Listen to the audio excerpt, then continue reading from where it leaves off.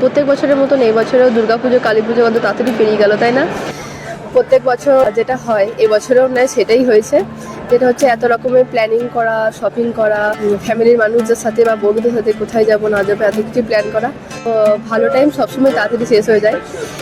আর অবশ্য এই কয়েকদিন এখন জগদ্ধাত্রী পুজো চলবে, তো সেটা একদিক থেকে ভালো। পুজো তো চলতেই থাকে বাঙালির 12 মাসে 13 পার্বণ, আর পরপর আরও পুজো আছে, কিন্তু আমাদের সব থেকে মেন হচ্ছে দুর্গাপুজো আর কালী পুজো। পশ্চিমবঙ্গের কৃষ্ণনগর, চন্দননগর জগদ্ধাত্রী পুজোর জন্য ফেমাস বা পপুলার। সবাই আমাকে কমেন্টে জানাও সবার পুজো কেমন কাটলো, মানে দুর্গা পুজো, কালী পুজো, তার মাঝখানে বা লক্ষ্মী পুজো, সব কিছুই কেমন কাটলো জানিও। কোথায় কোথায় ঘুরতে গেলে, কীরকম ধরনের খাবার দাবার খেলে, আর সবার পুজো কেমন কাটলো, কাদের কাদের সঙ্গে ঘোরা বেশি হলো অবশ্যই জানিও।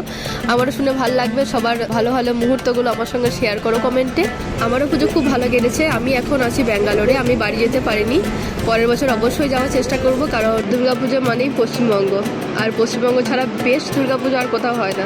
আমি বড় ভিডিও করেছি, ছোট ভিডিও করেছি, কিন্তু বড় ভিডিও আসতে একটু দেরি আছে। তো আমি ছোট ভিডিও তোমাদের সঙ্গে শেয়ার করব আমার আরেকটি চ্যানেল, আমার এই চ্যানেলে শেয়ার করবো, সেটা অবশ্যই তোমরা দেখো। সব দেখা হচ্ছে নেক্সট ভিডিওতে। আমাকে অবশ্যই ফলো করে রেখো, আমি নতুন নতুন ইন্টারেস্টিং ভালো ভালো ভিডিও দেওয়ার চেষ্টা করব। আরও অনেক পুরনো ভিডিও আছে যেগুলো আমার শেয়ার করা হয়নি, সেগুলোও শেয়ার করব।